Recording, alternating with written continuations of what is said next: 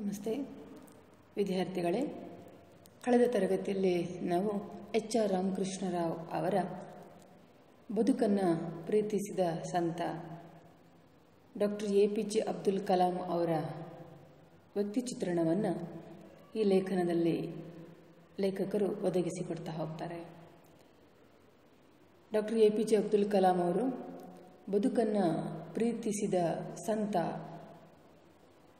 ಅಂತ ಅವರನ್ನು ಲೇಖಕರು ಕರೀತಾ ಹೋಗ್ತಾರೆ. ಯಾಕೆ ಹೇಳಿದರೆ ಅವರ ಬದುಕು, ಅವರ ಇಡೀ ಜೀವನ ಒಬ್ಬ ಸಂತನ ಹಾಗೆ ಅವರ ಜೀವನವನ್ನು ಕಳೆದಿರುವಂಥದ್ದನ್ನು ಇಲ್ಲಿ ಲೇಖಕರು ದಾಖಲಿಸ್ತಾ ಹೋಗ್ತಾರೆ. ತಮ್ಮ ಬದುಕಿನ ಚರಿತ್ರೆಯನ್ನು ತೆರೆದಿಡುವ ಮೂಲಕ ಇನ್ನೊಬ್ಬರಿಗೆ ಮಾದರಿಯಾಗಬೇಕು ಅನ್ನುವ ಹಂಬಲ ಕಲಾಂ ಅವರದಾಗಿತ್ತು. ಆ ನಿಟ್ಟಿನಲ್ಲಿ ಅವರು ವಿಂಗ್ಸ್ ಆಫ್ ಫೈರ್ ಅನ್ನುವಂತಹ ಆತ್ಮಚರಿತ್ರೆಯನ್ನು ಬರೀತಾರೆ. ಅದರಲ್ಲಿ ಅವರು ಹೇಳಿಕೊಳ್ತಾರೆ, ನನ್ನ ಬದುಕು ಇನ್ನೊಬ್ಬರಿಗೆ ಮಾದರಿಯಾಗುತ್ತದೆ ಅನ್ನೋದಕ್ಕಿಂತಲೂ ಹೆಚ್ಚಾಗಿ ಯಾವುದೇ ಮೂಲಭೂತ ಸೌಕರ್ಯಗಳು ಇಲ್ಲದೇ ಇರುವಂತಹ ಒಬ್ಬ ಹುಡುಗನೂ ಸಮೇತ ದೇಶದ ಅತ್ಯಂತ ಉನ್ನತ ಹುದ್ದೆಯನ್ನು ಅಲಂಕರಿಸುವುದಕ್ಕೆ ಸಾಧ್ಯ ಅಂತಂದರೆ ಅಷ್ಟೆತ್ತರಕ್ಕೆ ಬೆಳೆಯುವುದಕ್ಕೆ ಸಾಧ್ಯತೆ ಇದೆ. ಬಡತನ ಎಲ್ಲವನ್ನು ನುಂಗಿ ಹಾಕಿತು ಅನ್ನುವ ಆಲೋಚನೆಯನ್ನು ಯಾವೊಬ್ಬ ಮಗುವು ಕೂಡ ಇರಿಸಿಕೊಳ್ಳುವಂತಹ ಅವಶ್ಯಕತೆ ಇಲ್ಲ. ಹಾಗಾಗಿ ಮಗುವಿಗೆ ತಾನು ಬೆಳಿಬೇಕು ಅನ್ನುವ ಇಚ್ಛಾಶಕ್ತಿ, ಆಸಕ್ತಿ ಇದ್ದಲ್ಲಿ ಬಡತನವೋ ಅಥವಾ ಆರ್ಥಿಕತೆಯೋ ಅತಿನ್ಯಾವುದೋ ಸೌಕರ್ಯಗಳೋ ಅದರ ಕೊರತೆ ಎದುರಾಗಲಾರದು. ಯಾಕೆ ಹೇಳಿದ್ರೆ ಇಚ್ಛಾಶಕ್ತಿ ಅದೆಲ್ಲ ಕೊರತೆಯನ್ನು ನೀಗಿಸಬಲ್ಲದು ಅನ್ನುವಂಥದ್ದನ್ನು ಕಲಾಂ ಅವರಲ್ಲಿ ಹೇಳ್ತಾ ಹೋಗ್ತಾರೆ. ಮುಂದಕ್ಕೆ ಸಾಕಷ್ಟು ವಿಚಾರಗಳು ಬರ್ತವೆ. ಮಕ್ಕಳ ಜೊತೆಗಿನ ಅವರ ಒಡನಾಟ ಹೇಗಿತ್ತು, ಒಬ್ಬ ಮಗುವನ್ನು ಮಾನಸಿಕವಾಗಿ ಗಟ್ಟಿಗೊಳಿಸುವುದು ಹೇಗೆ, ಮಗುವಿನ ಆಸಕ್ತಿಯನ್ನು ಬೆಳೆಸುವುದು ಹೇಗೆ, ಇದನ್ನು ಅಥವಾ ಮಕ್ಕಳನ್ನು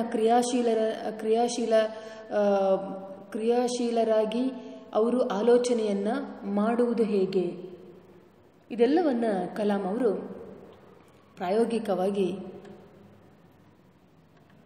ಅಲ್ಲಲ್ಲಿ ಮಕ್ಕಳನ್ನು ಭೇಟಿಯಾದಾಗ ಮಾಡ್ತಾ ಇದ್ದಂತಹ ಸಂಗತಿಗಳು. ಸಾಕಷ್ಟು ವಿಚಾರಗಳನ್ನು ಮಕ್ಕಳ ಜೊತೆಗೆ ಅವರು ಹಂಚಿಕೊಳ್ತಾ ಇದ್ದರು. ಮಕ್ಕಳ ಜೊತೆಗೆ ಅವರು ಮಕ್ಕಳಾಗಿ ಬೆರೆತಿರುವಂಥದ್ದು ಅದು ಕೂಡ ಎಷ್ಟೋ ಘಟನೆಗಳಲ್ಲಿ ನಾವು ನೋಡಿದ್ದೇವೆ. ಇದಿಷ್ಟು ಕೆಲವು ವಿಚಾರಗಳನ್ನು ಕಳೆದ ತರಗತಿಯಲ್ಲಿ ನೋಡಿದೆವು. ಮುಂದಿನ ಭಾಗವನ್ನು ನೋಡಿಬಿಡುವ.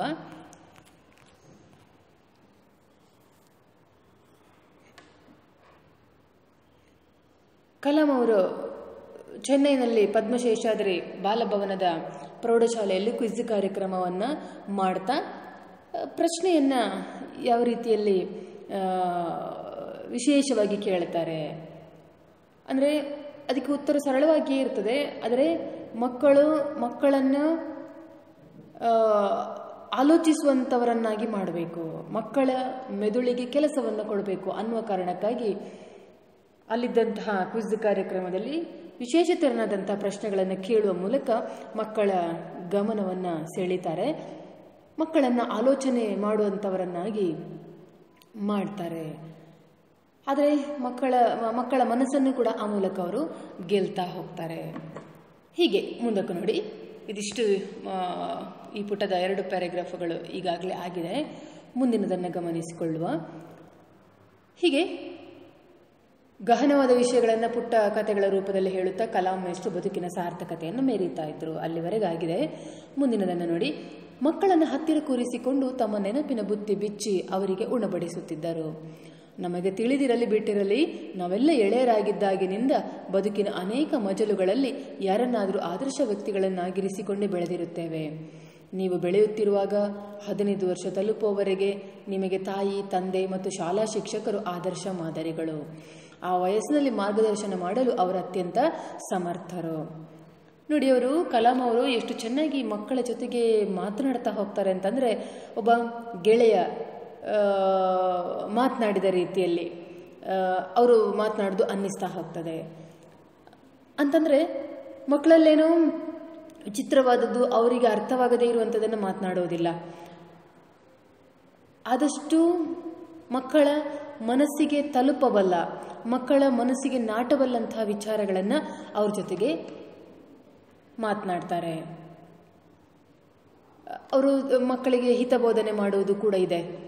ಹಾಗೆ ಮಾತಾಡ್ತಾ ಹೇಳ್ತಾರಂತವರು, ಕಲಾಂ ಹೇಳ್ತಾ ಇದ್ರಂತೆ, ನೋಡಿ ಮಕ್ಕಳೇ, ನಾವೆಲ್ಲ ಎಳೆಯರಾಗಿದ್ದಾಗಿನಿಂದ ಪ್ರತಿಯೊಬ್ಬರು ಕೂಡ ಯಾರನ್ನಾದರೂ ಆದರ್ಶ ವ್ಯಕ್ತಿಗಳನ್ನಾಗಿರಿಸಿಕೊಂಡು ಬೆಳೀತಾ ಹೋಗ್ತೇವೆ.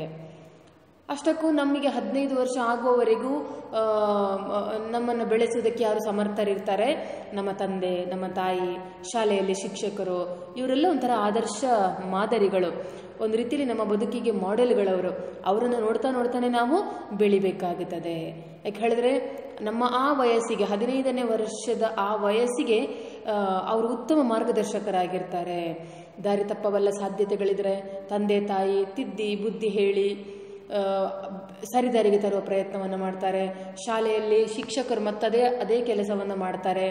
ತಪ್ಪಿದ್ರೆ ಬುದ್ಧಿ ಹೇಳಿ ತಿದ್ದಿ ಏನಾದರೂ ಯಾವುದೇ ರೂಪದಲ್ಲಿ ಅದು ಒಂದು ಮಗುವನ್ನು ಸರಿದಾರಿಗೆ ತರುವ ಪ್ರಯತ್ನವನ್ನು ಮಾಡ್ತಾರೆ. ಹಾಗಾಗಿ ಅವರು ಆ ಮಕ್ಕಳ ಮನಸ್ಸನ್ನು ಹೇಗೆ ತಲುಪ್ತಾರೆ ಕಲಾಂ ಅವರು ಅಂತಂದರೆ, ನೀವೆಲ್ಲರೂ ಕೂಡ ತಂದೆ ತಾಯಿ ಮತ್ತು ಶಾಲೆಯಲ್ಲಿ ಶಿಕ್ಷಕರು ಹೇಳುವಂತಹ ಮಾತುಗಳನ್ನು ಅನುಸರಿಸಬೇಕು, ಕೇಳಬೇಕು, ಅವರ ಮಾತುಗಳಂತೆ ನೀವು ನಡ್ಕೊಳ್ಬೇಕು ಅನ್ನುವಂಥದ್ದನ್ನು ಅವರ ಮನಸ್ಸಿಗೆ ನಾಟುವ ರೀತಿಯಲ್ಲಿ ಹೇಳುತ್ತಾ ಇರ್ತಾರೆ. ಅಥವಾ ಹಾಗೆ ಹೇಳುವುದನ್ನು ನಾವಿಲ್ಲಿ ಗಮನಿಸ್ತಾ ಹೋಗ್ಬೋದು. ಅವರು ಹೇಳ್ತಾ ಹೋಗ್ತಾರೆ, ನಾನು ಚಿಕ್ಕವನಾಗಿದ್ದಾಗ ನನ್ನ ಅಮ್ಮ ಅಪ್ಪ ದಿನದಲ್ಲಿ 5 ಬಾರಿ ನಮಾಜ್ ಸಲ್ಲಿಸುತ್ತಿದ್ದನ್ನು ನೋಡಿದ್ದೆ. ಅವರೇನು ಶ್ರೀಮಂತರಲ್ಲ, ಆದರೂ ಅವರು ಹಸಿದವರಿಗೆ ಉಣಬಡಿಸುತ್ತಿದ್ದರು, ಬಡವರಿಗೆ ಸಹಾಯ ಹಸ್ತ ಚಾಚುತ್ತಿದ್ದರು. ಹಣದ ಅಡಚಣೆಯ ನಡುವೆಯೂ ನನ್ನನ್ನು ಶಾಲೆಗೆ ಕಳಿಸುವಂತೆ ಅಪ್ಪನನ್ನು ಪ್ರೇರೇಪಿಸಿದವರು ಶಿವಸುಬ್ರಹ್ಮಣ್ಯ ಅಯ್ಯರ್. ಮಕ್ಕಳನ್ನು ಬುದ್ಧಿವಂತರು ಮತ್ತು ಕಷ್ಟಪಟ್ಟು ಕೆಲಸ ಮಾಡುವಂಥವರು ಆದ ಉತ್ತಮ ಮನುಷ್ಯರನ್ನಾಗಿ ಮಾಡುವುದು ತಂದೆ ತಾಯಿಯರ ಆದ್ಯ ಕರ್ತವ್ಯ. ಅವರು ಹೇಳ್ತಾರೆ, ನಮಗೆ ಸಣ್ಣ ವಯಸ್ಸಿನಲ್ಲಿ ಆದರ್ಶ ಮಾದರಿಗಳಂದರೆ ತಂದೆ ತಾಯಿ, ಅದರಲ್ಲಿ 2 ಸಂಶಯವೇ ಇಲ್ಲ. ಅದರಲ್ಲಿ ಮತ್ತು ಪುನಃ ಬೇರೆ ಮಾತೇ ಇಲ್ಲ.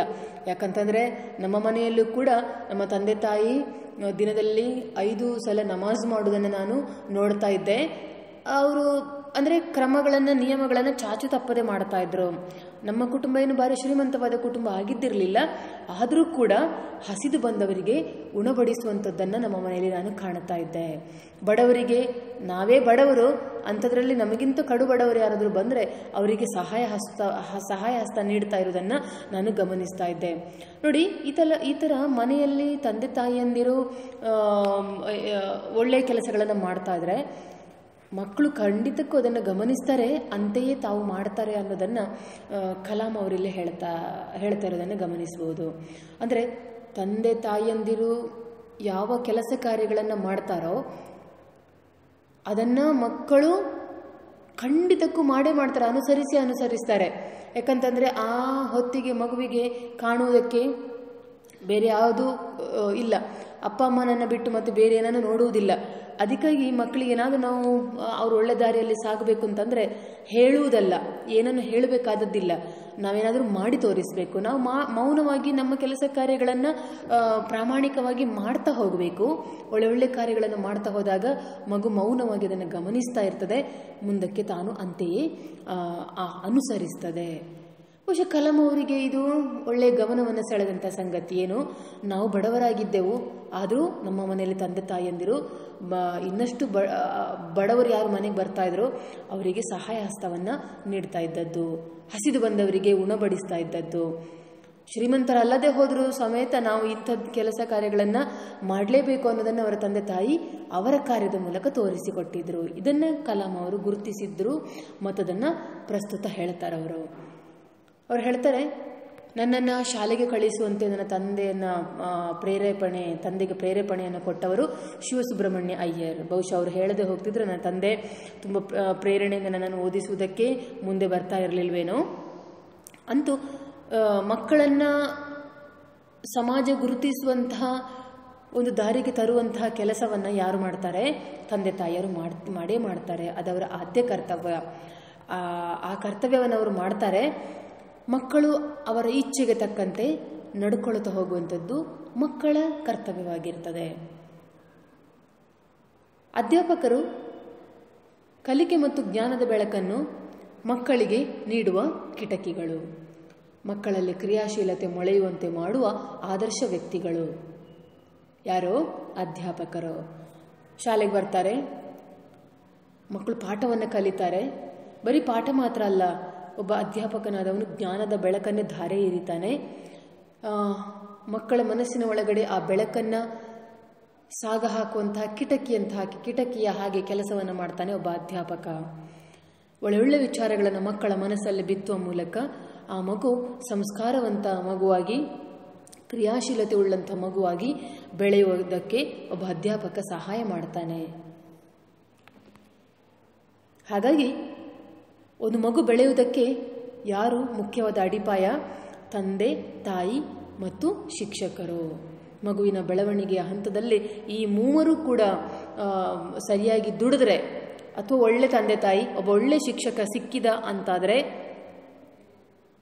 ಒಂದು ಮಗು ಖಂಡಿತಕ್ಕೂ ತನ್ನ ಬದುಕಿನಲ್ಲಿ ಏನಾದರೂ ಒಂದು ಸಾಧನೆಯನ್ನು ಮಾಡಿಯೇ ಮಾಡುತ್ತದೆ. ನೀವು ನೋಡಿದ್ದೀರಿ ಅಂದ್ಕೊಳ್ತೇನೆ ನಾನು ಸಿನಿಮಾವನ್ನು, ತಾರೆ ಜಮೀನ್ ಪರ್ ಅಂತ. ಅದರಲ್ಲಿ ಆ ಪುಟ್ಟ ಹುಡುಗ, ಒಬ್ಬ ಓದುವುದಕ್ಕೆ ಆಸಕ್ತಿ ಇಲ್ಲದೇ ಇರುವಂಥ ಒಬ್ಬ ಹುಡುಗ ತಂದೆ ತಾಯಿಯ ಕೈಯಿಂದ ಸಾಕಷ್ಟು ಬೈಗುಳ ಹೊಡೆತವನ್ನು ತಿಂತಾನೆ. ಅವನಿಗೆ ಓದುವುದಕ್ಕೆ ಆಸಕ್ತಿ ಇಲ್ಲ. ಹಾಗಂತ ಅವನು ಡ್ರಾಯಿಂಗಲ್ಲಿ ಎಕ್ಸ್ಪರ್ಟ್ ಆಗಿರ್ತಾನೆ, ಚಿತ್ರ ಬಿಡಿಸುವುದರಲ್ಲಿ ತುಂಬ ಜಾಣನಾಗಿರ್ತಾನೆ. ಆದರೆ ಅವನ ಆ ಕಲೆಯನ್ನು ತಂದೆ ತಾಯಿ ಗುರುತಿಸುವಲ್ಲಿ ಸೋತು ಹೋಗ್ತಾರೆ. ಕೊನೆಗೆ ಅವನು ಓದು ಬರೀ ಅನ್ನುವುದನ್ನು ಕೇಳಿ ಅವನಿಗದು ಸಾಧ್ಯವಿಲ್ಲದ ವಿಚಾರ. ಆದ್ದರಿಂದಾಗಿ ಒಂದು ರೀತಿಯ ಖಿನ್ನತೆಗೊಳಗಾಗುತ್ತಾನೆ, ಡಿಪ್ರೆಷನ್ಗೆ ಒಳಗಾಗುತ್ತಾನೆ. ಆದರೆ ಆ ಸಂದರ್ಭದಲ್ಲಿ ಅವನಿಗೆ ಸಿಕ್ಕಿದಂತಹ ಶಿಕ್ಷಕನಿಂದಾಗಿ ಅವನ ಇಡೀ ಬದುಕೆ ಬದಲಿಸಿ ಹೋಗುತ್ತದೆ. ಈ ಮಗುವಿಗೆ ಏನು ಸಮಸ್ಯೆ ಇದೆ ಅಂತ ತುಂಬ ಹತ್ತಿರದಿಂದ ನೋಡಿದಂತಹ ಶಿಕ್ಷಕ ಆ ಮಗುವಿಗೆ ಓದು ಬರಹದಲ್ಲಿ ಆಸಕ್ತಿ ಇಲ್ಲ, ಬದಲಿಗೆ ಒಬ್ಬ ಅದ್ಭುತ ಚಿತ್ರಗಾರ, ಒಬ್ಬ ಒಳ್ಳೆಯ ಡ್ರಾಯಿಂಗನ್ನು ಮಾಡಬಲ್ಲ ಹುಡುಗ ಈತನಾಗುತ್ತಾನೆ ಅನ್ನೋದನ್ನು ಗುರುತಿಸಿದಂತಹ ಶಿಕ್ಷಕ ಆತನನ್ನು ಆ ದಿಕ್ಕಿನಲ್ಲಿ ಮೇಲೆ ಬರುವುದಕ್ಕೆ ಅವಕಾಶ ಮಾಡಿಕೊಡ್ತಾನೆ. ಮಕ್ಕಳಿಗೆ ಆಗಬೇಕಾದದ್ದು ಅವರ ಆಸಕ್ತಿ ಏನಿದೆಯೋ ಅದರ ಕಡೆಗೆ ಅವರನ್ನು ಬೆಳೆಸ್ತಾ ಹೋಗಬೇಕು. 5 ಬೆರಳು ಕೂಡ ಒಂದೇ ತೆರನಾಗಿಲ್ಲ, ಸ್ವಲ್ಪ ಹೆಚ್ಚು ಕಡಿಮೆ ಇದೆ. ಆದರೆ ಹಾಗಿರುವುದರಿಂದಾಗಿಯೇ ನಮಗೆ ಅದು ಅತ್ಯಂತ ಸಹಾಯಕ ಕೂಡ ಆಗಿರುವಂಥದ್ದು. ಹಾಗಾಗಿ ಮಗು ಓದು ಬರವಣಿಗೆಯಲ್ಲೇ ಜಾಣತನವನ್ನು ಪ್ರದರ್ಶನ ಮಾಡಬೇಕಾದದ್ದಿಲ್ಲ. ಅದರ ಆಸಕ್ತಿ ಇನ್ನೊಂದು ಯಾವುದೋ ಕಡೆಗೆ ಇದೆ ಅಂತಾದರೆ ಅದರಲ್ಲಿ ಕೂಡ ಮುಂದೆ ಬರುವುದಕ್ಕೆ ಸಾಧ್ಯತೆ ಇದೆ. ಇದು ಆಗಬೇಕಾದದ್ದು. ಹೀಗೆ ತಂದೆ ತಾಯಿ ಶಿಕ್ಷಕರು ಸೇರಿ ಆದ ತ್ರಿಭುಜವೇ ಉತ್ತಮ ಬದುಕಿಗೆ ಆದರ್ಶ ಮಾದರಿ. ಈ ಮೂವರು ಶ್ರದ್ಧೆಯಿಂದ ದುಡಿದಾಗ ಮಾತ್ರ ಭಾರತಕ್ಕೆ ಹೊಸ ತಾರುಣ್ಯ ಬರುತ್ತದೆ. ಮಾತಾಪಿತೃಗಳ ಹಿಂದೆ ಶಾಲೆ ಮತ್ತು ಶಿಕ್ಷಕರ ಹಿಂದೆ ಮನೆ ಇರುತ್ತದೆ. ವಿದ್ಯಾಭ್ಯಾಸ ಹಾಗೂ ಶಿಕ್ಷಕ ವಿದ್ಯಾರ್ಥಿ ಸಂಬಂಧಗಳನ್ನು ವ್ಯಾಪಾರಿ ಮನೋಭಾವದಿಂದ ನೋಡಬಾರದು. ರಾಷ್ಟ್ರಾಭಿವೃದ್ಧಿಯೇ ಮುಖ್ಯ ಗುರಿಯಾಗಿರಬೇಕು. ಸರಿಯಾದ ಶಿಕ್ಷಣ ನಮ್ಮ ಯುವಕರಲ್ಲಿ ಆತ್ಮಗೌರವ ಮತ್ತು ಘನತೆಗಳನ್ನು ಪೋಷಿಸುತ್ತದೆ. ಯಾವುದೇ ಕಾನೂನು ಒತ್ತಡದಿಂದ ಈ ಗುಣಗಳನ್ನು ಬೆಳೆಸಲಿಕ್ಕೆ ಸಾಧ್ಯ ಆಗುವುದಿಲ್ಲ. ಇವುಗಳನ್ನು ನಾವೇ ಪೋಷಿಸಿಕೊಳ್ಳಬೇಕು. ಕಲಾಂ ಅವರ ಮಾತು ಚಿಣ್ಣರಿಗೆ ಅರ್ಥವಾಗಿತ್ತು. ಹೀಗೆ ಅವ್ರು ನೋಡಿ ಎಷ್ಟು ಚೆನ್ನಾಗಿ ಹೇಳ್ತಾರೆ ಹೇಳಿದ್ರೆ, ಹೀಗೆ ಈ ತ್ರಿಭುಜ ಏನಿದೆಯೋ, ಒಂದು ಮಗುವಿನ ಬೆನ್ನ ಹಿಂದೆ ತಂದೆ ತಾಯಿ ಮತ್ತು ಶಿಕ್ಷಕರು, ಇವರು ಇಷ್ಟು ಮಂದಿಯೂ ಕೂಡ ಅತ್ಯಂತ ಮಹತ್ವವಾದ ಪಾತ್ರವನ್ನು ನಿರ್ವಹಣೆ ಮಾಡುತ್ತಾರೆ. ಆ ಮೂವರು ಆ ಮಗುವಿಗೆ ಸರಿಯಾಗಿ ದೊರಕದೇ ಹೋದಲ್ಲಿ, ಯಾವುದಾದ್ರೂ ಒಂದು ಲೋಪ ಬಂದರೂ ಸಮೇತ ಮಗುವಿನ ಭವಿಷ್ಯ ನಶಿಸಿ ಹೋಗುವಂತಹ ಸಾಧ್ಯತೆಗಳೇ ಹೆಚ್ಚು. ಹಾಗಾಗಿ ಮಗುವಿನ ವಿದ್ಯಾಭ್ಯಾಸ, ಮಾನಸಿಕ ಬೆಳವಣಿಗೆ ಇವೆಲ್ಲದರ ಹಿನ್ನೆಲೆಯಲ್ಲಿ ಕೂಡ ಈ ಮೂವರ ಪಾತ್ರ ಅತ್ಯಂತ ಮುಖ್ಯವಾಗಿರ್ತದೆ. ಹಾಗಾಗಿ ವಿದ್ಯಾಭ್ಯಾಸ ಹಾಗೂ ಶಿಕ್ಷಕ ವಿದ್ಯಾರ್ಥಿ ಸಂಬಂಧಗಳನ್ನು ಒಂದು ರೀತಿಯಲ್ಲಿ ಕಮರ್ಷಿಯಲ್ ಆಗಿ ನಾವು ಯಾವತ್ತೂ ನೋಡಬಾರ್ದು, ವ್ಯಾಪಾರಿ ಮನೋಭಾವದಿಂದ ನೋಡಬಾರದು. ಇವತ್ತಿನ ದಿನಗಳಲ್ಲಿ ಅಂಥ ಒಂದು ಬೆಳವಣಿಗೆ, ಕೆಟ್ಟ ಬೆಳವಣಿಗೆ ಬೆಳೆದಿದೆ. ಕಾರಣ ಎಲ್ಲಿಂದಲೋ ಏನೋ ಕಷ್ಟ ಸಾಧ್ಯ. ಅಂತೂ ಆಗಬೇಕಾದದ್ದು ಏನು ಅಂತಂದರೆ, ಶಿಕ್ಷಕ ಮತ್ತು ವಿದ್ಯಾರ್ಥಿಯ ಸಂಬಂಧಗಳು ಒಂದು ರೀತಿಯ ಆರ್ದ್ರವಾಗಿರಬೇಕು, ಅಥವಾ ಆ ಸಂಬಂಧ ವ್ಯಾಪಾರಿ ಮನೋಭಾವದಿಂದ ಹೊರಬಂದು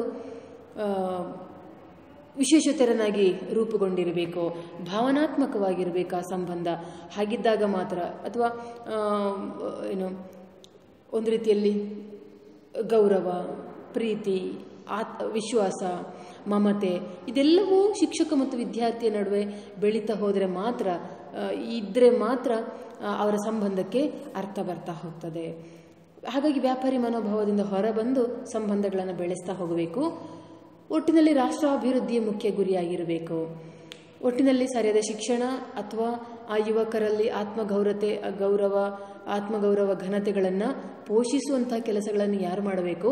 ಶಿಕ್ಷಕನಾದವ ಮಾಡಬೇಕು. ಮಗುವಿಗೆ ಸರಿಯಾದ ಶಿಕ್ಷಣವನ್ನು ಕೊಡುವಂಥದ್ದು, ಅಥವಾ ಆ ಮಗುವಿನಲ್ಲಿ ಆತ್ಮಗೌರವದ ಬೆಲೆ ಏನು, ಆತ್ಮಗೌರವ ಅಂದ್ರೇನು, ರಾಷ್ಟ್ರಕ್ಕಾಗಿ ಆ ಮಗು ಹೇಗೆ ದುಡಿಬೇಕು, ದೇಶ ಪ್ರೇಮವನ್ನು ಹೇಗೆ ಬೆಳೆಸಿಕೊಳ್ಳಬೇಕು, ಇದೆಲ್ಲವನ್ನು ಶಿಕ್ಷಕನಾದವನು ತನ್ನ ಜವಾಬ್ದಾರಿಯನ್ನು ಅರಿತು ಮಗುವಿಗೆ ತಿಳಿಸ್ತಾ ಹೋಗಬೇಕು.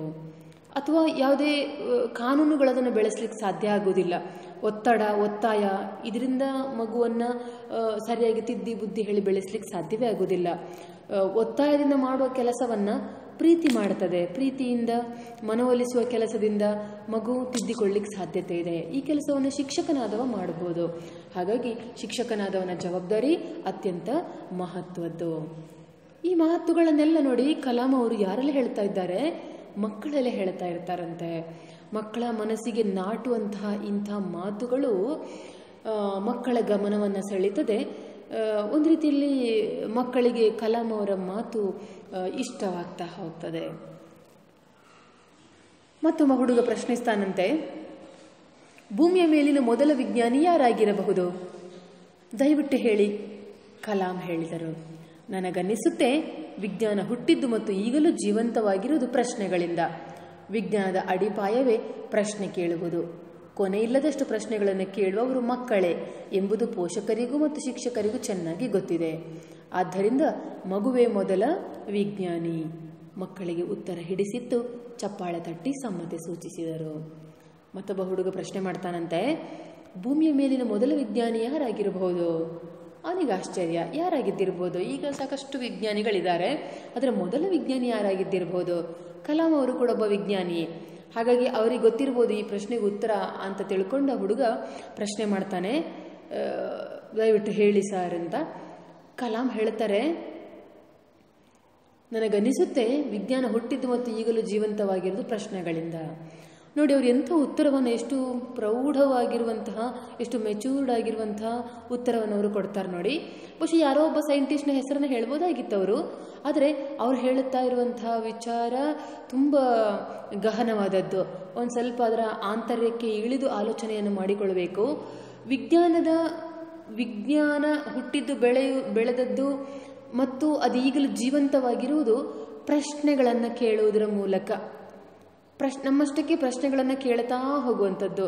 ಪ್ರಕೃತಿಯನ್ನು ಕಂಡಾಗ, ಈ ಜಗತ್ತಿನ ವಿಸ್ಮಯಗಳನ್ನು ಕಂಡಾಗ ನೂರಾರು ಸಾವಿರಾರು ಪ್ರಶ್ನೆಗಳು ಕಾಣಿಸಿಕೊಳ್ಳುತ್ತದೆ ಅಲ್ವಾ? ಸೂರ್ಯ ಹೇಗೆ ಬರ್ತಾನೆ, ಬೆಳಕು ಹೇಗೆ ಬರ್ತದೆ, ಚಂದ್ರ ಹೇಗೆ ಕಾಣಿಸಿಕೊಳ್ತಾನೆ, ರಾತ್ರಿ ಯಾಕೆ ನಕ್ಷತ್ರಗಳು ಕಾಣಿಸಿಕೊಳ್ತವೆ, ಹಗಲು ಯಾಕೆ ನಕ್ಷತ್ರಗಳು ಕಾಣಿಸಿಕೊಳ್ಳುವುದಿಲ್ಲ, ಹಗಲು ರಾತ್ರಿ ಹೇಗೆ ಉಂಟಾಗುತ್ತದೆ. ನೋಡಿ, ಈ ಥರದ 100 ಪ್ರಶ್ನೆಗಳು, ಹೌದಲ್ಲ? ಅಥವಾ ಹೂವು ಯಾಕೆ ಅರಳುತ್ತದೆ, ಮಳೆ ಯಾಕೆ ಬರ್ತದೆ, ಕಾಲ ಕಾಲಕ್ಕೆ ಚಳಿ ಹೇಗಾಗುತ್ತದೆ, ಅಥವಾ ಮರಗಳು ಹೂವು ಹಣ್ಣು ಕಾಯಿಗಳನ್ನು ಹೇಗೆ ಕೊಡ್ತದೆ, ಹೌದಾ? ಆಮೇಲೆ ಆಕಾಶದಲ್ಲಿ ವಿಮಾನ ಹೇಗೆ ಹಾರಾಡುತ್ತದೆ ಅಲ್ವಾ? ಟಿವಿ ಒಳಗಡೆ ಚಿತ್ರಗಳು ಹೇಗೆ ಕಾಣಿಸ್ತದೆ, ರೇಡಿಯೋದಲ್ಲಿ ಮಾತು ಮಾತ್ರ ಕೇಳಿಸ್ತದೆ, ಹೇಗೆ ಕೇಳ್ತದೆ. ನೋಡಿ, ಈ ಥರದ 100 ಪ್ರಶ್ನೆಗಳನ್ನು ನೀವು ಕೇಳ್ತಾ ಹೋಗಿ, ಪ್ರಶ್ನೆಗಳನ್ನು ಕೇಳುವುದು ಮಾತ್ರವಲ್ಲ, ಅದಕ್ಕೆ ಉತ್ತರವನ್ನು ದೊರಕಿಸಿಕೊಳ್ಳುವ ಪ್ರಯತ್ನವನ್ನು ಮಾಡ್ತಾ ಹೋಗಿ, ಅದರ ಹಿಂದೆ ಸಾಕಷ್ಟು ವಿಚಾರಗಳ ಸರಣಿಯೇ ನಿಮಗೆ ಕಾಣಿಸಿಕೊಳ್ತದೆ. ಹೌದಲ್ಲ? ಉತ್ತರಗಳನ್ನು ನಾವು ಏನು ದೊರಕಿಸಿಕೊಳ್ಳುತ್ತೇವೆಯೋ ಅದುವೇ ವಿಜ್ಞಾನವಾಗಿರುತ್ತದೆ. ಹಾಗಾಗಿ ಪ್ರಶ್ನೆಗಳನ್ನು ಕೇಳ್ತಾ ಹೋದ ಹಾಗೆಯೇ ಉತ್ತರಗಳನ್ನು ದೊರಕಿಸಿಕೊಳ್ಳುತ್ತಾ ಹೋದ ಹಾಗೆಯೇ ಅದುವೇ ಒಂದು ರೀತಿಯ ಸಂಶೋಧನೆ ಆಗಿಬಿಡುತ್ತದೆ, ಅದುವೇ ವಿಜ್ಞಾನವಾಗಿ ಬಿಡುತ್ತದೆ. ಹಾಗಾಗಿ ತುಂಬ ಪ್ರಶ್ನೆಗಳನ್ನು ಕೇಳುವುದು ಯಾರು ಹೇಳಿ? ಮಕ್ಕಳು. ಮನೆಯಲ್ಲಿ ಪುಟ್ಟ ಮಕ್ಕಳಿದ್ರೆ ನಮಗೆ ಅಂದಾಜಾಗಿರ್ತದೆ, ಕೂತಲ್ಲಿ ನಿಂತಲ್ಲಿ ಹೋದಲ್ಲಿ ಬಂದಲ್ಲೆಲ್ಲ ಪ್ರಶ್ನೆಗಳನ್ನು ಕೇಳ್ತಾ ಇರ್ತಾರೆ, 1000 ಪ್ರಶ್ನೆಗಳನ್ನು ಕೇಳ್ತಾರೆ. ಅವರಿಗೆ ಜಗತ್ತು ಒಂದು ರೀತಿಯ ವಿಸ್ಮಯ, ಪ್ರಪಂಚ ಒಂದು ರೀತಿಯ ವಿಸ್ಮಯ. ಹೌದಲ್ಲ? ಚಿಟ್ಟೆ ಹೇಗೆ ಹಾರಾಡ್ತದೆ, ಚಿಟ್ಟೆಯ ಮೈಯಲ್ಲಿ ಬಣ್ಣ ಹೇಗೆ ಬಂದದ್ದು, ಹೌದಲ್ಲ? ಜಿಂಕೆಯನ್ನೆಲ್ಲೋ ಕಂಡಾಗ ಆ ಜಿಂಕೆ ಮೈಯಲ್ಲಿ ಚುಕ್ಕೆ ಎಲ್ಲಿಂದ ಬಂದದ್ದು, ಅದಕ್ಕೂ ಆಶ್ಚರ್ಯವೇ. ಆಕಾಶದಲ್ಲಿ ಮಾರ್ಗ ಕಾಣದೆ ವಿಮಾನ ಹೇಗೆ ಹಾರಾಡ್ತದೆ, ಅಥವಾ ರೈಲು ಪಟ್ಟಿಯ ಮೇಲೆ ರೈಲು ಹೇಗೆ ಸರಾಗವಾಗಿ ಹೋಗ್ತದೆ, ಯಾಕೆ ರಸ್ತೆಗೆ ಇಳಿಯುವುದಿಲ್ಲ? ನೋಡಿ, ಈ ಥರದ 1000 ಪ್ರಶ್ನೆಗಳನ್ನು ಮಕ್ಕಳಿಗೆ ಕಾಡ್ತಾ ಇರ್ತದೆ. ಮನೆ ಬಿಟ್ಟು ಹೊರಗೆ ಅಂಗಳಕ್ಕೆ ಬಂದರು ಅಂತಂದರೆ ಅವರಿಗೆ ಎಲ್ಲವೂ ವಿಸ್ಮಯವೇ, ಎಲ್ಲವೂ ಪ್ರಶ್ನಾರ್ಥಕವೇ. ಹಾಗಾಗಿ ಆ ಪ್ರಶ್ನೆಗಳಿಗೆ ನಾವೇನಾದರೂ ಉತ್ತರ ಕೊಡುವುದಕ್ಕೆ ಸಾಧ್ಯವಾದರೆ ಮಗು ಬೆಳೀತಾ ಹೋಗ್ತದೆ, ಅದರ ಜ್ಞಾನ ವಿಕಾಸವಾಗ್ತಾ ಹೋಗ್ತದೆ. ಹೌದಲ್ಲ? ಪ್ರಶ್ನೆಗಳ ವಿಜ್ಞಾನದ ಅಡಿಪಾಯವೇ ಪ್ರಶ್ನೆಯನ್ನು ಬಿಡಿಸ್ತಾ ಹೋದಾಗಲೇ ವಿಜ್ಞಾನ ಗೋಚರವಾಗುತ್ತದೆ, ಜಗತ್ತಿನ ವಿಸ್ಮಯ ಗೋಚರವಾಗುತ್ತದೆ. ಹಾಗಾಗಿ ಕಲಾಂ ಹೇಳ್ತಾರಂತೆ, ತುಂಬ ಪ್ರಶ್ನೆಗಳನ್ನು ಕೇಳೋದು ಯಾರು? ಮಕ್ಕಳು. ಒಂದು ಮಗು ಅಥವಾ ಮಕ್ಕಳು. ಇದು ಪೋಷಕರಿಗೂ ಗೊತ್ತಿದೆ, ಶಿಕ್ಷಕರಿಗೂ ಗೊತ್ತಿದೆ. ಮನೆಯಲ್ಲಿ ಅಪ್ಪ ಅಮ್ಮನಿಗೆ ಸಾಕಾಗಿ ಹೋಗ್ತದೆ. ಹೌದಲ್ಲ? ಏನು ಹೇಳಿ? ಮಕ್ಕಳು ಮನೆಯಲ್ಲಿದ್ದರೆ ಪ್ರಶ್ನೆ ಎಷ್ಟು ಕೇಳುತ್ತಾರೆ, ಕೆಲಸ ಮಾಡಲಿಕ್ಕೆ ಬಿಡುವುದಿಲ್ಲ, ಅಷ್ಟು ಪ್ರಶ್ನೆಗಳನ್ನು ಕೇಳುತ್ತಾರೆ. ಒಮ್ಮೊಮ್ಮೆ ಅಪ್ಪ ಅಮ್ಮನಿಗೆ ಉತ್ತರ ಹೇಳಲಿಕ್ಕೆ ಗೊತ್ತಾಗದಿದ್ದರೆ ಬಾಯಿ ಮುಚ್ಚ, ಸಾಕು, ಸುಮ್ಮನೆ ಕೂತ್ಕೋ ಅಂತ ಹೇಳಿದರೆ ಮಗುವಿನ ಕುತೂಹಲ ಅಲ್ಲಿಗೆ ತಣಿತದೆ, ಮತ್ತು ನಾಳೆ ಅದು ಪ್ರಶ್ನೆಗಳನ್ನು ಕೇಳುವುದಿಲ್ಲ ಹೇಳಿದರೆ ಮಗು ಮಾನಸಿಕವಾಗಿ ಬೆಳಿಲಿಕ್ಕೆ ಸಾಧ್ಯ ಆಗುವುದಿಲ್ಲ. ಹೌದಲ್ಲ? ಹಾಗಾಗಿ ಕಲಾಂ ತುಂಬ ಚೆನ್ನಾಗಿ ಉತ್ತರವನ್ನು ಕೊಡ್ತಾರೆ ನೋಡಿ. ಮಗುವೇ ಮೊದಲ ವಿಜ್ಞಾನಿ. ತುಂಬ ಒಂದು ರೀತಿ ಭಾವನಾತ್ಮಕವಾದ ಉತ್ತರ ಅದು. ಒಂದು ರೀತಿ ವಿಶೇಷತೆರನಾದಂಥ ಉತ್ತರ ಅದು. ವಿಜ್ಞಾನಿ ಯಾರು ಹೇಳಿದ್ರೆ ಮಗು ಅಲ್ಲೊಬ್ಬ ಹುಡುಗ ಪ್ರಶ್ನೆ ಕೇಳಿದ್ದು ತುಂಬ ಪ್ರಾಕ್ಟಿಕಲ್ ಆಗಿತ್ತು ಅದು. ಅಂದರೆ ಆತ ತುಂಬ ಪ್ರಾಕ್ಟಿಕಲ್ ಆಗಿ ನಿಜವಾಗಿ ಒಬ್ಬ ಮೊದಲ ಸೈಂಟಿಸ್ಟ್ ಯಾರು ಅಂತ ಕೇಳಿದಷ್ಟೇ. ಆದರೆ ಅದಕ್ಕೆ ಉತ್ತರವನ್ನು ಅತ್ಯಂತ ಭಾವನಾತ್ಮಕವಾಗಿ ಕೊಡ್ತಾ ಹೋಗ್ತಾರೆ ಕಲಾಂ ಅವರು. ಮಗುವೇ ಮೊದಲ ವಿಜ್ಞಾನಿ. ನಿಜ ಅಲ್ಲ? ಮಕ್ಕಳಿಗೆ ಉತ್ತರ ಹಿಡಿಸಿತ್ತು, ಚಪ್ಪಾಳೆ ತಟ್ಟಿ ಸಮ್ಮತಿ ಸೂಚಿಸ್ತಾರೆ. ನೆರೆದಿದ್ದ ಶಿಕ್ಷಕರು ಮತ್ತು ತಾಯಿ ತಂದೆಯರು ಮುಗುಳ್ನಾಗ್ತಾರೆ. ಏಕೆ ಹೇಳಿದ್ರೆ ಕಲಾಂ ಅವರ ಮಾತು ಏನು ಅನ್ನೋದು ಶಿಕ್ಷಕರಿಗೆ ಅರ್ಥವಾಗುತ್ತದೆ, ತಂದೆ ತಾಯಿಯೊಂದರಿಗೆ ಅರ್ಥವಾಗುತ್ತದೆ, ಅವರು ಮುಗುಳ್ನಗುತ್ತಾರೆ. ಬಹುಶಃ ಈ ಥರದ ಆಲೋಚನೆ ಮಾಡಬಲ್ಲ ವ್ಯಕ್ತಿ, ಈ ಥರದ ವಿಶೇಷವಾದ ಉತ್ತರಗಳನ್ನು ಕೊಡಬಲ್ಲಂತಹ ಒಂದು ತಾಕತ್ತು, ವಿಶೇಷತೆ ಇತ್ತು ಅಂತೇಳಿ ಹೇಳಿದರೆ ಅದು ಕಲಾಂ ಅವರಿಗೆ. ಹಾಗಾಗಿ ಕಲಾಂ ಅವರ ವ್ಯಕ್ತಿತ್ವ ಎಲ್ಲರ ವ್ಯಕ್ತಿತ್ವಗಳಿಗಿಂತ, ಉಳಿದವರಿಗಿಂತ ಭಿನ್ನವಾಗಿ ಕಾಣಿಸ್ತಾ ಹೋಗೋದ್ರಲ್ಲಿ ಯಾವುದೇ ಸಂಶಯ ಇಲ್ಲ. ಹಾಗಾಗಿ ಅವರು ಹೇಳುತ್ತಾರೆ ನೋಡಿ, ಅದಕ್ಕೆ ಅವರ ಮಾತು ಇಷ್ಟವಾಗುತ್ತದೆ ಆ ಮಕ್ಕಳಿಗೆ. ತಂದೆ ತಾಯಿ ಶಿಕ್ಷಕರು ತ್ರಿಭುಜ ಅಂತ ಹೇಳ್ತಾರೆ. ಹೌದಲ್ಲ? ಅದು ನಿಜವೂ ಕೂಡ. ಯಾಕೆ ಆಲೋಚನೆ ಮಾಡಿ, ಒಂದು ಮಗು ಅಂತೇಳಿ ಹೇಳಿದರೆ ಮಣ್ಣಿನ ಮುದ್ದೆಯ ಹಾಗೆ. ಆ ಮಣ್ಣಿನ ಮುದ್ದೆಯಲ್ಲಿ ನೀವು ಯಾವ ಆಕಾರವನ್ನು ಕೂಡ ಆ ಮಣ್ಣಿನ ಮುದ್ದೆ ಕೊಡಲಿಕ್ಕೆ ಸಾಧ್ಯತೆ ಇದೆ. ಹೌದಾ? ಒಂದು ರಾಕ್ಷಸನ ಆಕಾರವೂ ಮಾಡಬಹುದು, ಒಂದು ಪ್ರಾಣಿಯ, ನಾಯಿಯ, ಕೋಳಿಯ, ಬೆಕ್ಕಿನ ಯಾವ ಚಿತ್ರವನ್ನು ನೀವು ಅದಕ್ಕೆ ಆ ಮಣ್ಣಿನ ಮುದ್ದೆ ಕೊಟ್ಟರೂ ಆ ಆಕಾರವನ್ನು ಪಡ್ಕೊಳ್ತದೆ. ಮಗುವು ಕೂಡ ಹಾಗೆ. ಮಗುವಿಗೆ ನೀವು ಯಾವ ಆಲೋಚನೆಗಳನ್ನು ತುಂಬುತ್ತೀರಿ, ನಿಮ್ಮ ಆಲೋಚನೆಗಳ ಹಾಗೆ ಮಗು ಬೆಳೀತಾ ಹೋಗ್ತದೆ. ಹಾಗಾಗಿ ಮಗು ಅನ್ನುವಂಥದ್ದು ಮಣ್ಣಿನ ಮುದ್ದೆಯ ಹಾಗೆ. ನಮ್ಮ ಇಷ್ಟದ ಪ್ರಕಾರ ಮಗು ಬೆಳೀತಾ ಹೋಗ್ತದೆ. ಹಾಗಾಗಿ ತ್ರಿಭುಜ ಅಂತಂದರೆ ಶಾಲೆಯಲ್ಲಿ ಶಿಕ್ಷಕ, ಮನೆಯಲ್ಲಿ ತಂದೆ ಮತ್ತು ತಾಯಿಯಂದಿರು. ಈ ವಿಚಾರವನ್ನು ತುಂಬ ಸ್ಪಷ್ಟವಾಗಿ ಅಲ್ಲಿದ್ದಂತಹ ಮಕ್ಕಳಿಗೆ ತಿಳಿಸ್ತಾ ಹೋಗ್ತಾರೆ ಕಲಾಂ ಅವರು. ಹೀಗೆ ಒಟ್ಟಿನಲ್ಲಿ ಕಲಾಂ ಅವರು ಅತ್ಯಂತ ವಿಶೇಷ ವ್ಯಕ್ತಿಯಾಗಿ ನಮಗೆ ಕಾಣಿಸ್ತಾರೆ. ಮುಂದೆ ನೋಡಿ, ವ್ಯಕ್ತಿಗಿಂತ ರಾಷ್ಟ್ರ ದೊಡ್ಡದು. ವ್ಯಕ್ತಿಗಿಂತ ರಾಷ್ಟ್ರ ದೊಡ್ಡದು. ಅಬ್ದುಲ್ ಕಲಾಂ ಅವರು ರಾಷ್ಟ್ರಪತಿ ಸ್ಥಾನಕ್ಕೆ ಆಯ್ಕೆಯಾದ ಸುದ್ದಿ ಪ್ರಕಟವಾದಾಗ ಚೆನ್ನೈನಲ್ಲಿದ್ದರು. ಮುಖ್ಯಮಂತ್ರಿ ಜಯಲಲಿತಾ ಅಭಿನಂದಿಸಿದರು.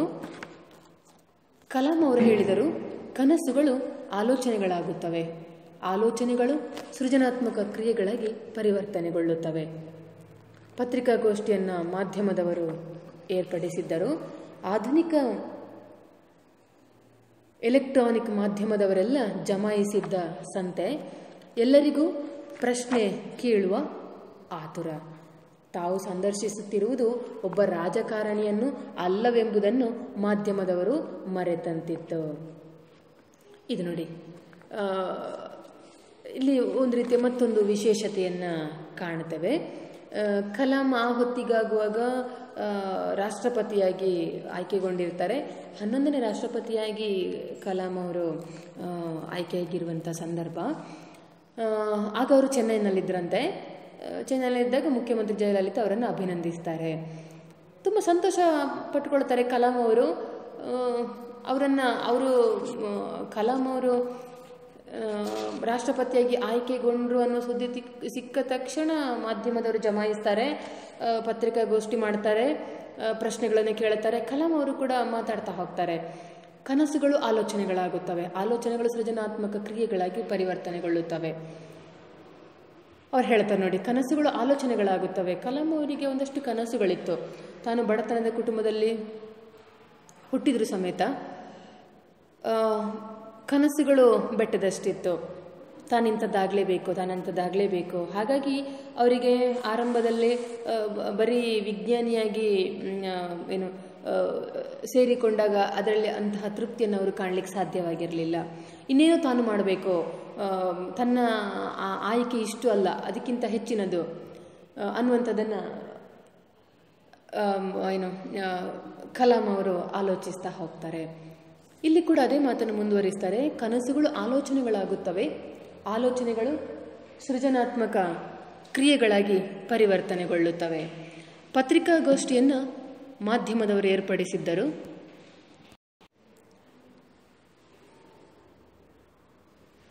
ಮಾಧ್ಯಮದವರೆಲ್ಲ ಸೇರಿರ್ತಾರೆ. ಎಲ್ಲರಿಗೂ ಪ್ರಶ್ನೆ ಕೇಳುವ ಆತುರ. ತಾವು ಸಂದರ್ಶಿಸುತ್ತಿರುವುದು ಒಬ್ಬ ರಾಜಕಾರಣಿಯನ್ನು ಅಲ್ಲವೆಂಬುದನ್ನು ಮಾಧ್ಯಮದವರು ಮರೆತಂತಿತ್ತು. ಅವರು ಮಾಧ್ಯಮದವರು ಸಾಕಷ್ಟು ಪ್ರಶ್ನೆಗಳನ್ನು ಕೇಳುತ್ತಾರೆ. ಒಂದು ರೀತಿಯ ಆತುರ ಅಥವಾ ಮೇಲಿಂದ ಮೇಲೆಗೆ ಪ್ರಶ್ನೆ ಕೇಳ್ತಾ ಹೋಗುವಂಥದ್ದು ಮಾಧ್ಯಮದವರು ಗೊತ್ತಲ್ಲ. ಸಣ್ಣ ವಿಷಯ ಸಿಕ್ಕರು ಅದನ್ನೊಂದಷ್ಟು ವಿಷಯಗಳನ್ನು ಕೆದಕಿ ನೂರಾರು ಪ್ರಶ್ನೆಗಳನ್ನು ಕೇಳುವ ಮೂಲಕ ಎದುರಿಗೆ ನಿಂತಿರುವ ವ್ಯಕ್ತಿಯನ್ನು ಅಡಿ ಮೇಲೆ ಮಾಡಿಬಿಡ್ತಾರೆ. ಕಲಾಂ ಅವರು ಇವೆಲ್ಲ ಸಾಮಾನ್ಯ ರಾಜಕಾರಣಿ ಅಲ್ಲ, ಅವರು ಒಬ್ಬ ವಿಶೇಷ ವ್ಯಕ್ತಿಯಾಗಿದ್ದವರು. ಹಾಗಾಗಿ ಅಲ್ಲಿದ್ದಂಥ ಮಾಧ್ಯಮದವರು ಮರೆತು ಬಿಟ್ಟಿದ್ರಂತೆ ತಾವು ಮಾತಾಡ್ತಾ ಇರೋದು ಕಲಾಂ ಅವರಲ್ಲೇ. ಕಲಾಂ ಅವರು ಎಲ್ಲ ರಾಜಕಾರಣಿ ಹಾಗಲ್ಲ, ಒಬ್ಬ ವಿಶೇಷ ವ್ಯಕ್ತಿ ಅನ್ನುವಂಥದ್ದನ್ನು ಅವರು ಮರೆತಿದ್ರು. ಹಾಗಾಗಿ ಅಲ್ಲೊಂದು ರೀತಿಯ ವಾತಾವರಣ ಒಂದು ಸ್ವಲ್ಪ ಪರಿಸ್ಥಿತಿ ಹದಗೆಡುವ ಹಂತಕ್ಕೆ ಬಂದಾಗ ಕಲಾಂ ಎಷ್ಟೋ ಪರಿಸ್ಥಿತಿಯನ್ನು ತಮ್ಮ ಹಿಡಿತಕ್ಕೆ ತೆಗೆದುಕೊಳ್ತಾರೆ. ಹೇಳ್ತಾರಂತೆ, ಎಲ್ಲರೂ ಗಮನವಿಟ್ಟು ಕೇಳಿ, ಇದುವರೆಗೆ ಏನಾಗಿದೆಯೋ ಅದೆಲ್ಲ ಒಳ್ಳೆಯದಕ್ಕೆ, ಈಗ ಆಗುತ್ತಿರುವುದು ಒಳ್ಳೆಯದಕ್ಕಾಗಿಯೇ ಮತ್ತು ಮುಂದೆ ಆಗಲಿರುವುದು ಒಳ್ಳೆಯದಕ್ಕಾಗಿಯೇ, ಅರ್ಥವಾಯಿತೆ ಎಂದು ಅನೇಕ ಬಾರಿ ಶಾಲಾ ಮಕ್ಕಳನ್ನು ಕೇಳುವಂತೆ ಕೇಳಿದರು. ಶಿಷ್ಯ ಸಮೂಹ ಹೂಗುಟ್ಟಿತ್ತು. ನೋಡಿ ಎಂತ ಚೆನ್ನಾಗಿರುವಂತಹ ಮಾತನ್ನು ಹೇಳ್ತಾರೆ ಅಂತಂದರೆ, ಅದು ಬಹುಶಃ ಯಾವುದರ ಸಾಲುಗಳು, ಭಗವದ್ಗೀತೆಯ ಸಾಲುಗಳದು. ಇದು ವಿಶೇಷ ಅನ್ನಿಸ್ತದೆ. ಒಬ್ಬ ಇಸ್ಲಾಂ ಧರ್ಮದ ಒಬ್ಬ ವ್ಯಕ್ತಿಯಾಗಿದ್ದುಕೊಂಡು ಸರ್ವಧರ್ಮವನ್ನು ಕೂಡ ಪ್ರೀತಿಸುವಂತಹ ಆ ಮನಸ್ಥಿತಿ ಇದೆಯಲ್ಲ, ಅಥವಾ ಯಾವುದೋ ಒಂದು ಧರ್ಮಕ್ಕೆ ಸಂಬಂಧಪಟ್ಟಂತಹ ಒಂದು ವಾಕ್ಯಗಳನ್ನು ಶ್ಲೋಕಗಳನ್ನು ಹೇಳುವಂಥದ್ದು ಅದು ವಿಶೇಷ ಅಂತ ನಮಗನ್ನಿಸುವಂಥದ್ದು. ಅದರಲ್ಲೇನು ಸಂಶಯವೇ ಇಲ್ಲ ಅಂತ.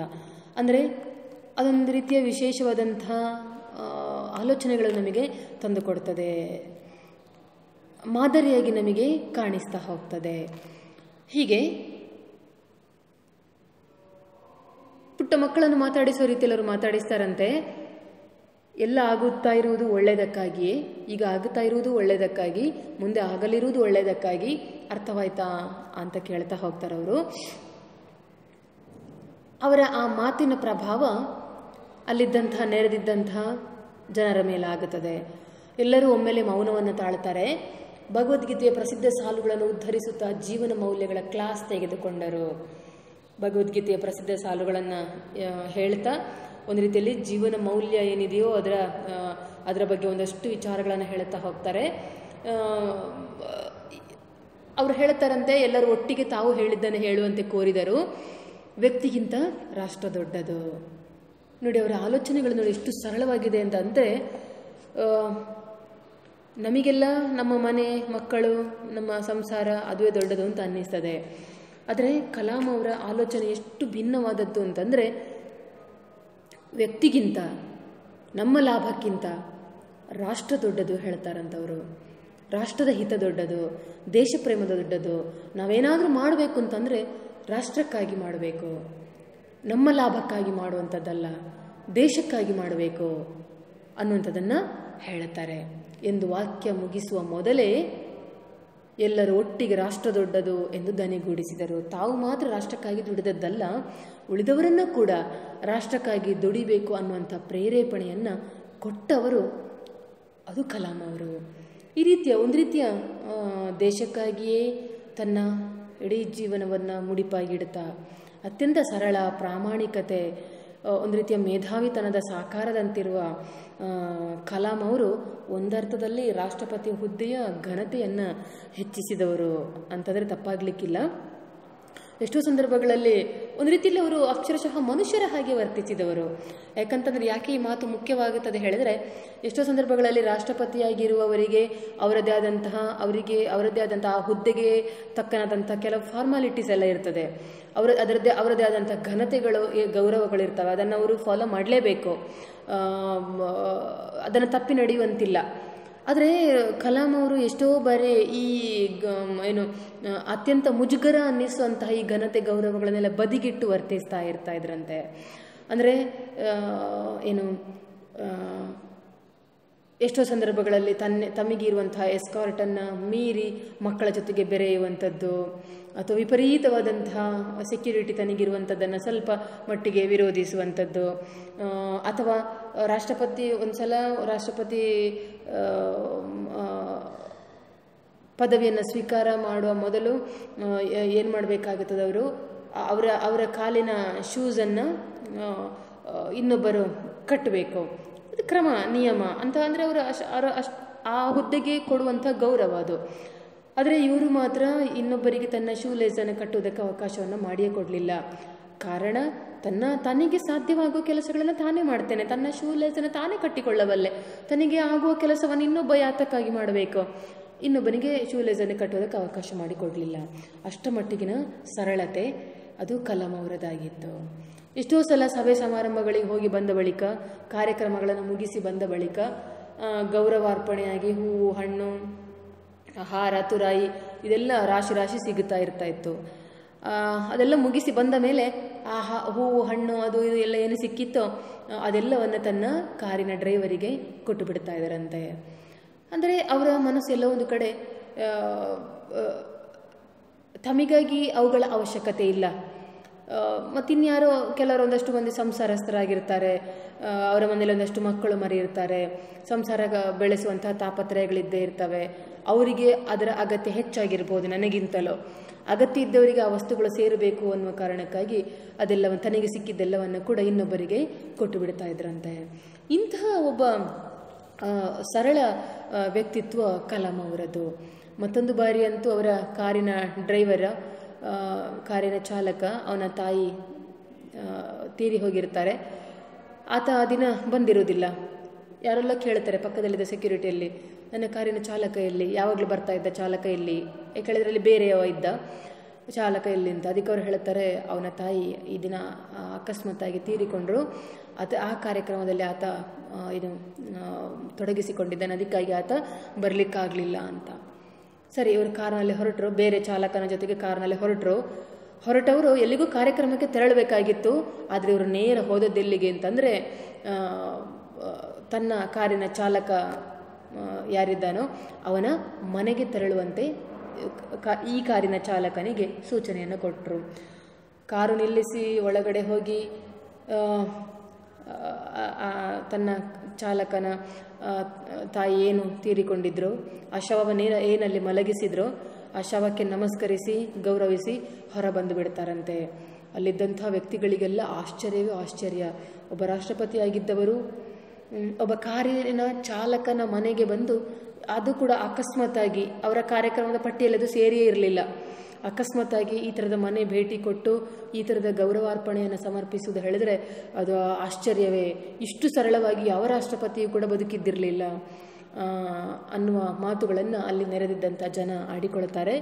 ಬಹುಶಃ ಇಂತಹ ನೂರಾರು ಘಟನೆಗಳು ಕಲಾಂ ಅವರ ಜೀವನದಲ್ಲಿ ತೀರಾ ಸರಳ ಅನ್ನುವ ರೀತಿಯಲ್ಲಿ ನಡ್ಕೊಂಡು ಹೋದದ್ದನ್ನು ನಾವು ಗಮನಿಸ್ತಾ ಬರ್ತೇವೆ. ಇಷ್ಟು ವಿಶೇಷತೆಯಾದಂತಹ ವ್ಯಕ್ತಿ ಕಲಾಂ ಅವರಾಗಿದ್ದರು. ಮುಂದೆ ನೋಡಿ, ಡಿಜಿಟಲ್ ಲೈಬ್ರರಿ ಸ್ಥಾಪಿಸಿ ತಾಳೆಗರಿಗಳಲ್ಲಿ ಅಡಗಿ ಕುಳಿತು ಸುಲಭವಾಗಿ ಲಭ್ಯವಾಗದ ಅಪಾರ ಸಂಪತ್ತನ್ನು ನಮ್ಮ ಯುವಕರಿಗೆ ಒದಗಿಸುವ ಮಹದಾಸೆ. 70ರ ವಯಸ್ಸಿನಲ್ಲಿ ಈ ಆಸೆ. ವಿಜ್ಞಾನ ಮತ್ತು ತಂತ್ರಜ್ಞಾನದ ಸಂಶೋಧನೆಯಿಂದಾಗಿ ದೊರೆತ ಜ್ಞಾನವನ್ನು ರೋಗಗ್ರಸ್ತ ಬಡ ಜನರಿಗೆ ಸುಲಭವಾಗಿ ಎಟಕುವಂತೆ ಮಾಡುವುದು ಹೇಗೆ ಎಂಬ ಚಿಂತೆ. ಅಣ್ಣಾಮಲೈ ವಿಶ್ವವಿದ್ಯಾಲಯದಲ್ಲಿ ಸಂದರ್ಶಕ ಪ್ರೊಫೆಸರ್ ಆಗಿದ್ದಾಗ ಕಲಾಂ ಅವರು ತಮ್ಮ ಕನಸುಗಳನ್ನು ಹೀಗೆ ಬಿಚ್ಚಿಡುತ್ತಿದ್ದರು. ಅವರ ಆಲೋಚನೆಗಳು ತುಂಬ ಇರ್ತಾ ಇತ್ತು. ಭಾರತ ಸೂಪರ್ ಪವರ್ ಆದಂತಹ ಭಾರತವಾಗಬೇಕು ಅನ್ನುವ ಕನಸನ್ನು ಕಂಡವರು ಕಲಾಂ ಅವರೇ. ಅದು ಆಗೇ ಆಗುತ್ತದೆ ಅನ್ನುವಂಥ ಪರಮ ವಿಶ್ವಾಸ ಕೂಡ ಅವರದಾಗಿತ್ತು. ಡಿಜಿಟಲ್ ಲೈಬ್ರರಿ ಅಂತ ಸ್ಥಾಪಿಸಬೇಕು, ತಾಳೆಗರಿಗಳಲ್ಲಿ ಅಡಗಿ ಕುಳಿತಂಥ ಒಂದಷ್ಟು ಜ್ಞಾನ ಭಂಡಾರ ಏನಿದೆಯೋ ಅದೆಲ್ಲವುಗಳು ಕೂಡ ಲೋಕದ ಜನರಿಗೆ ತಿಳಿಯುವಂತಾಗಬೇಕು. ನಮ್ಮ ಯುವಕರು, ಅದರಲ್ಲೂ ಕೂಡ ನಮ್ಮ ಯುವಕರು, ಬೆಳೀತಾ ಇರುವಂಥ ಯುವ ಜನಾಂಗ, ಅವುಗಳಲ್ಲಿರುವಂಥ ಅಪಾರ ಜ್ಞಾನವನ್ನು ತಮ್ಮದನ್ನಾಗಿಸಿಕೊಳ್ಳಬೇಕು. ಈ ಥರದ ಆಲೋಚನೆ ಕಲಾಂ ಅವರ ಮನಸ್ಸಿನಲ್ಲಿ ಓಡಾಡ್ತಾ ಇತ್ತು. ಅಂದರೆ ತಾಳೆಗರಿಗಳಲ್ಲಿರುವಂಥ ವಿಷಯಗಳನ್ನು ತಿಳ್ಕೊಳ್ಳೋದಕ್ಕೆ ಯಾರೂ ಆಸಕ್ತಿಯನ್ನು ತರುವುದಿಲ್ಲ. ಹಾಗಿರುವಾಗ ಅವುಗಳಲ್ಲಿರುವಂಥ ವಿಷಯಗಳನ್ನೆಲ್ಲ ಹೊರತೆಗೆದು ಒಂದು ರೀತಿ ಡಿಜಿಟಲ್ ಲೈಬ್ರರಿ ಥರ ಸ್ಥಾಪಿಸಿ ಮಾಹಿತಿಯನ್ನು ತಕ್ಷಣವೇ ಪಡ್ಕೊಳ್ಳುವಂಥ ತಂತ್ರಜ್ಞಾನ ನಮ್ಮಲ್ಲಿ ಬೆಳಿಬೇಕು. ನಮ್ಮ ಯುವ ಜನಾಂಗ ಅತ್ಯಂತ ಬುದ್ಧಿವಂತಿಕೆಯಿಂದ ಕೂಡಿರಬೇಕು ಅನ್ನುವಂತಹ ಆಸೆ ಕಲಾಂ ಅವರದಾಗಿತ್ತು. ಹಾಗಾಗಿ ವಿಜ್ಞಾನ ಮತ್ತು ತಂತ್ರಜ್ಞಾನದಿಂದ ಅದರ ಸಂಶೋಧನೆಯಿಂದ ದೊರೆತ ಜ್ಞಾನ ಏನಿದೆಯೋ ಅದು ಪ್ರತಿಯೊಬ್ಬರಿಗೂ ಎಟಕುವಂತಿರಬೇಕು, ಸಿಗುವಂತಿರಬೇಕು. ಇದರಿಂದ ಯಾರೂ ವಂಚಿತರಾಗಬಾರ್ದು. ವಿಜ್ಞಾನ ತಂತ್ರಜ್ಞಾನಗಳಿಂದ ಸಿಗುವ ಸೌಲಭ್ಯಗಳು ಸಂಪೂರ್ಣವಾಗಿ ಗ್ರಾಮದ ಮೂಲೆ ಮೂಲೆಗೂ ಕೂಡ ತಲುಪುವಂತಾಗಬೇಕು ಅನ್ನುವಂಥದ್ದು ಕಲಾಂ ಅವರ ಚಿಂತನೆಯಾಗಿತ್ತು. ಇಂತಹ ಒಂದು ಚಿಂತನೆಯನ್ನು ಮಾಡ್ತಾ ಇದ್ದವರು ಕಲಾಂ ಅವರಾಗಿದ್ದರು. ಬಹುಶಃ ಹೀಗೆ ಮಾಡಿದಾಗ ಮಾತ್ರ ದೇಶ ಮುಂದೆ ಬರುವುದಕ್ಕೆ ಸಾಧ್ಯತೆ ಇದೆ ಅನ್ನುವಂಥದ್ದು ಅವರ ಮಾತು. ಅಣ್ಣಾಮಲೈ ವಿಶ್ವವಿದ್ಯಾಲಯದಲ್ಲಿ ಸಂದರ್ಶಕ ಪ್ರೊಫೆಸರ್ ಆಗಿದ್ದಾಗ ಕಲಾಂ ಅವರು ತಮ್ಮ ಕನಸುಗಳನ್ನು ಹೀಗೆ ಬಿಚ್ಚಿಡುತ್ತಿದ್ದರು. ಅವರು ಅಣ್ಣಾಮಲೈ ಯೂನಿವರ್ಸಿಟಿಯಲ್ಲಿ ಸಂದರ್ಶಕ ಪ್ರೊಫೆಸರ್ ಆಗಿದ್ದರು, ವಿಸಿಟಿಂಗ್ ಪ್ರೊಫೆಸರ್. ಆ ಹೊತ್ತಿನಲ್ಲಿ ಈ ರೀತಿಯ ಕನಸುಗಳನ್ನು ಅಲ್ಲಲ್ಲೇ ಹೇಳ್ತಾ ಇದ್ರಂತೆ. ಸಾಧ್ಯವಾದ ಕಡೆಗಳಲ್ಲೆಲ್ಲ ತನ್ನ ಆಲೋಚನೆಗಳು ಹೀಗಿದ್ದಾವೆ, ಹೀಗಾಗಬೇಕು, ನನ್ನ ಭಾರತ ಹೀಗಾಗಬೇಕು ಅನ್ನೋ ಕನಸುಗಳನ್ನು ಹೇಳ್ತಾ ಇದ್ರು. ಅದು ಕೂಡ ಯಾವ ವಯಸ್ಸು, 70ರ ವಯಸ್ಸಿನಲ್ಲಿ ಈ ಥರದ ಆಲೋಚನೆಗಳನ್ನು ಮಾಡ್ತಾ ಇದ್ದವರು. ಬಹುಶಃ ಅವರ ಆಲೋಚನೆಗಳಿಗೆ, ಅವರ ಕ್ರಿಯಾಶೀಲತೆಗೆ ಅವರ ವಯಸ್ಸು ಎಂದು ತೊಡಕಾದದ್ದೇ ಇಲ್ಲ. ಅತ್ಯಂತ ಇಳಿ ವಯಸ್ಸಿನವರೆಗೂ ಕೂಡ ಓಡಾಟವನ್ನು ಮಾಡ್ತಾ, ಭಾಷಣಗಳನ್ನು ಮಾಡ್ತಾ, ಯುವ ಜನತೆಗೆ ತಮ್ಮ ಮಾತುಗಳನ್ನು ತಲುಪಿಸ್ತಾ ಓಡಾಡಿಕೊಂಡಿದ್ದವರು ಕಲಾಂ ಅವರಾಗಿದ್ದರು. ಕೊನೆಯದಾಗಿ ನೋಡಿ, ಯಶಸ್ಸಿನ ಮಂತ್ರ. ತಮ್ಮನ್ನು ಭೇಟಿಯಾದ ಮಕ್ಕಳು, ಮಿಸ್ಟರ್ ಪ್ರೆಸಿಡೆಂಟ್, ನಿಮ್ಮ ಯಶಸ್ಸಿನ ಗುಟ್ಟೇನು ಎಂದು ಕೇಳಿದರು. ಕಲಾಂ ಎಷ್ಟು ಹೇಳ್ತಾರೆ, ಯಶಸ್ಸಿನ ಪಂಚಾಕ್ಷರಿ ಮಂತ್ರ ಹೀಗಿದೆ: ಕುತೂಹಲ, ಆಲೋಚನಾ ಶಕ್ತಿ, ಜ್ಞಾನ, ಕಷ್ಟಪಟ್ಟು ಕೆಲಸ ಮಾಡುವುದು ಮತ್ತು ಗುರಿ ಸಾಧಿಸುವ ಛಲ. ತಮ್ಮನ್ನು ಭೇಟಿಯಾದ ಮಕ್ಕಳ ಪ್ರಶ್ನೆ ಮಾಡ್ತಾ ಇದ್ರಂತೆ, ಮಿಸ್ಟರ್ ಪ್ರೆಸಿಡೆಂಟ್, ನಿಮ್ಮ ಯಶಸ್ಸಿನ ಗುಟ್ಟೇನು? ಒಬ್ಬ ಸಾಮಾನ್ಯ ಬಾಲಕನಾಗಿದ್ದುಕೊಂಡು ಅತ್ಯಂತ ಬಡತನದ ಕುಟುಂಬದಲ್ಲಿ ಹುಟ್ಟಿ ಒಬ್ಬ ವಿಜ್ಞಾನಿಯಾಗಿ ಒಂದು ದೇಶದ ಅತ್ಯಂತ ಉನ್ನತ ಹುದ್ದೆಯಾದಂತಹ ರಾಷ್ಟ್ರಪತಿ ಹುದ್ದೆಯನ್ನು ಅಲಂಕರಿಸುವವರೆಗೆ ಬೆಳಿಬೇಕು ಅಂತಂದರೆ ಅದೇನು ಸಾಧಾರಣವಾದ ಯಶಸ್ಸಲ್ಲ, ಆ ದಾರಿ ಅಷ್ಟು ಸುಗಮವಾದುದಲ್ಲ. ಅದಕ್ಕಾಗಿ ಮಕ್ಕಳು ಕೇಳ್ತಾರಂತೆ, ನಿಮ್ಮ ಯಶಸ್ಸಿನ ಗುಟ್ಟೇನು? ಕಲಾಂ ಮೇಷ್ಟ್ರು ಹೇಳ್ತಾರಂತೆ, ಯಶಸ್ಸಿನ ಪಂಚಾಕ್ಷರಿ ಮಂತ್ರ ಹೀಗಿದೆ ಮಕ್ಕಳೇ, ಏನದು? ಕುತೂಹಲ ಬೇಕು. ಯಾವುದೇ ಕೆಲಸವನ್ನು ಮಾಡಿ ನೀವು, ನಿಮಗೆ ಆ ಕ್ಷೇತ್ರದಲ್ಲಿ ಕುತೂಹಲ ಇದ್ದರೆ ಖಂಡಿತಕ್ಕೂ ನೀವು ಬೆಳಿತೀರಿ. ಕುತೂಹಲ ಇದ್ದರೆ ಸಾಲದು, ಆಲೋಚನಾ ಶಕ್ತಿ ಇರಬೇಕು, ಆಲೋಚನೆ ಮಾಡಬೇಕು. ಆಲೋಚನೆ ಇಲ್ಲದೆ ಮುಂದುವರಿಯುವಂಥದ್ದು ಅಸಾಧ್ಯ. ಆಲೋಚನೆ ಪ್ರಬುದ್ಧತೆಯೆಡೆಗೆ ನಮ್ಮನ್ನು ಕೊಂಡೊಯ್ತದೆ.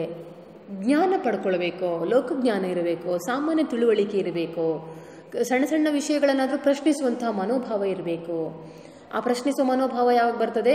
ನಮ್ಮಲ್ಲಿ ಜ್ಞಾನ, ತಿಳಿವು, ಅರಿವು ಇದ್ದಾಗ. ಅಷ್ಟೆಲ್ಲ ಆದ ಮೇಲೆ ಕಷ್ಟಪಟ್ಟು ಕೆಲಸ ಮಾಡುವುದು ಹೇಗೆ? ಕಷ್ಟಪಟ್ಟು ಕೆಲಸ ಮಾಡಬೇಕು. ಸುಲಭದಲ್ಲಿ IAS ಆಫೀಸರ್ ಆಗಲಿಕ್ಕಾಗೋದಿಲ್ಲ, ಅಥವಾ ಸುಲಭದಲ್ಲಿ ಒಬ್ಬ ಲಾಯರ್ ಆಗಲಿಕ್ಕಾಗೋದಿಲ್ಲ, ಸುಲಭದಲ್ಲಿ ಒಬ್ಬ ಶಿಕ್ಷಕನಾಗೋದಕ್ಕೆ ಸಾಧ್ಯವಾಗೋದಿಲ್ಲ. ಅದರ ಹಿಂದೆ ಸಾಕಷ್ಟು ಶ್ರಮ ಇರುತ್ತದೆ.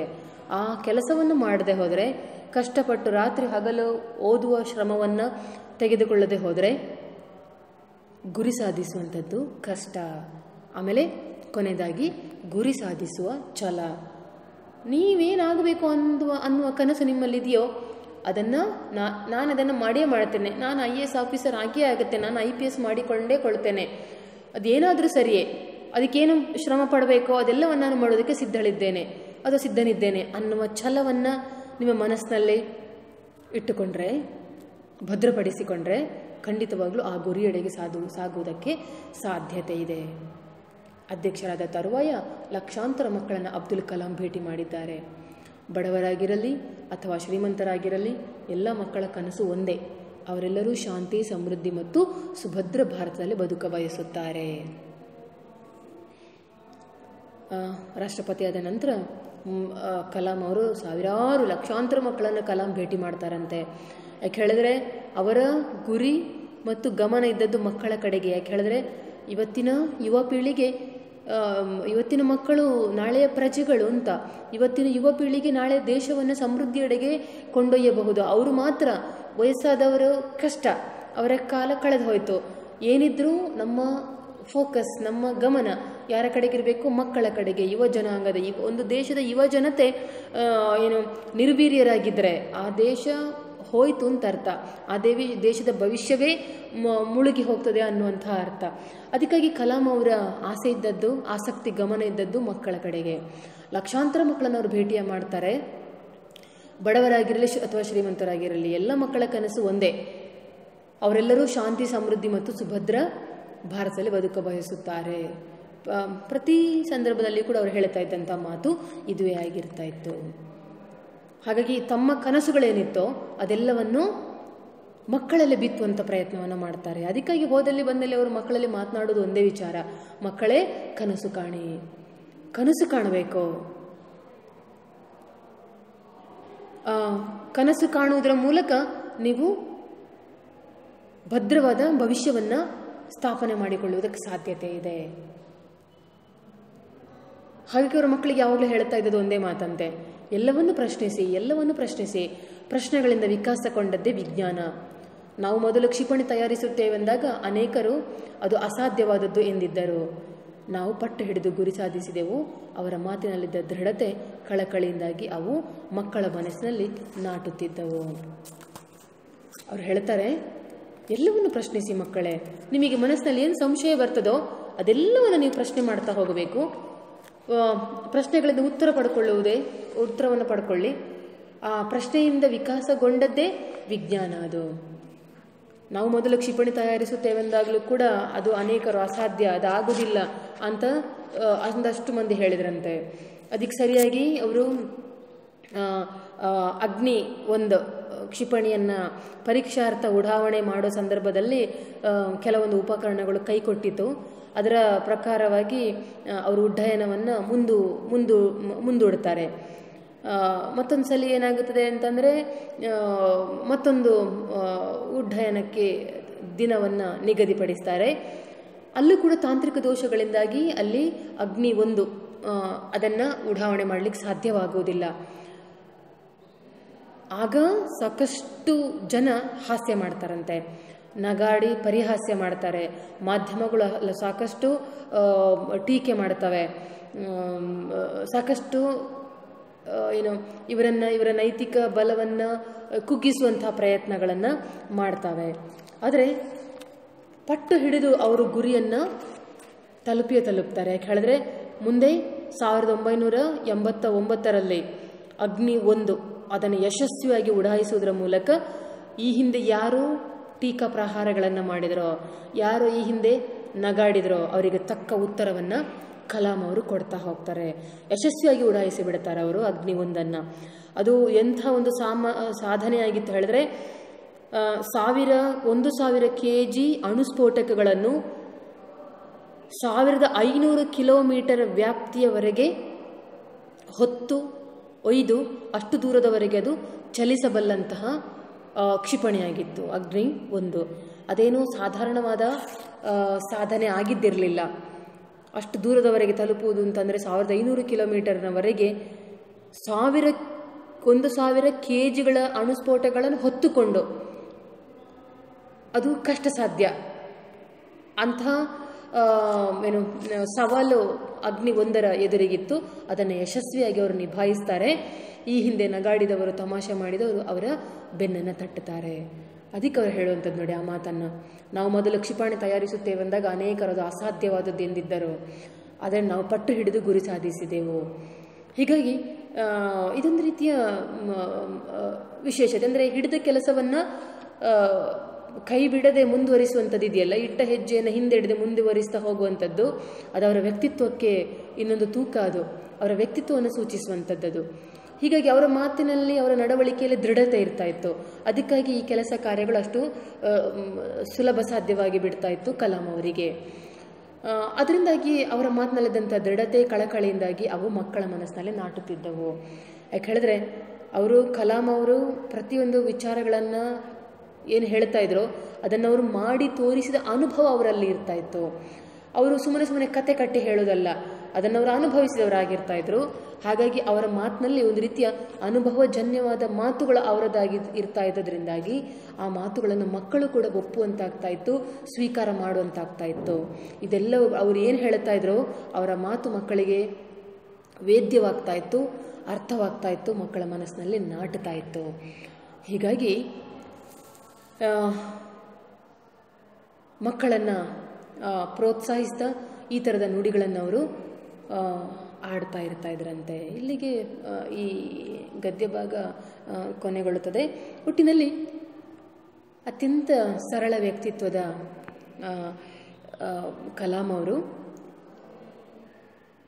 ಒಬ್ಬ ವಿಶೇಷ ವ್ಯಕ್ತಿಯಾಗಿ, ಒಬ್ಬ ಮಹಾನ್ ಸಾಧಕನಾಗಿ, ನಿಜ ಅರ್ಥದಲ್ಲಿ ಸಮಾಜ ಸುಧಾರಕರಾಗಿ, ದೇಶಪ್ರೇಮಿಯಾಗಿ ಕಾಣಿಸಿಕೊಳ್ತಾ ಹೋಗ್ತಾರೆ. ಅವರ ಸರಳತೆಗೆ ಇನ್ನೊಂದು ಉದಾಹರಣೆ ಅಂತಂದರೆ, ನಾನು ಈಗಾಗಲೇ ಹೇಳಿದ ಹಾಗೆ ಅಗ್ನಿ 1 ಯಶಸ್ವಿಯಾಗಿ ಉಡಾವಣೆ ಮಾಡಿದಾಗ ಅಂದಿನ ರಕ್ಷಣಾ ಸಚಿವರು ಕೇಳ್ತಾರಂತೆ, ಅಗ್ನಿ 1 ಇದನ್ನು ಯಶಸ್ವಿಯಾಗಿ ಉಡಾವಣೆ ಮಾಡಿದ್ದೀರಿ, ಇದರ ಯಶಸ್ಸನ್ನು ಹೇಗೆ ಆಚರಿಸ್ತೀರಿ ನೀವು ಅಂತ ಕೇಳಿದ್ದಕ್ಕೆ ಕಲಾಂ ಅವರು ಹೇಳ್ತಾರಂತೆ, ಇದರ ಯಶಸ್ಸನ್ನು ಸಂಶೋಧನಾ ಕೇಂದ್ರ ಇಮಾರತ್ ಇದರ ಸುತ್ತಮುತ್ತ 1,00,000 ಸಸಿ ನೆಡುವುದರ ಮೂಲಕ ನಾವು ಆಚರಿಸಿಕೊಳ್ಳುವುದಕ್ಕಿದ್ದೇವೆ ಅಂತ. ನೋಡಿ, ಇದು ಅವರ ಯಶಸ್ಸಿನ ಗುಟ್ಟು. ಒಂದು ಯಶಸ್ಸನ್ನು ಮತ್ತೊಂದು ಯಶಸ್ಸಿನ ಬುನಾದಿಯಾಗಿ ಬಳಸಿಕೊಳ್ಳುವುದಿದೆಯಲ್ಲ, ಇದು ಕಲಾಂ ಅವರಂತಹ ವ್ಯಕ್ತಿತ್ವಕ್ಕೆ ಮಾತ್ರ ಸಾಧ್ಯವಾಗುವಂತಹ ಸಂಗತಿ. ಇದು ನಿಜ ಅರ್ಥದಲ್ಲಿ ಕಲಾಂ ಅವರ ಬದುಕಾಗಿತ್ತು. ಇದಿಷ್ಟು ಈ ಲೇಖನಕ್ಕೆ ಸಂಬಂಧಪಟ್ಟಂಥ ವಿಚಾರಗಳು. ಇಲ್ಲಿಗೆ ಇಷ್ಟು ಸಂಗತಿಗಳು ಸಾಕು. ನಮಸ್ಕಾರ.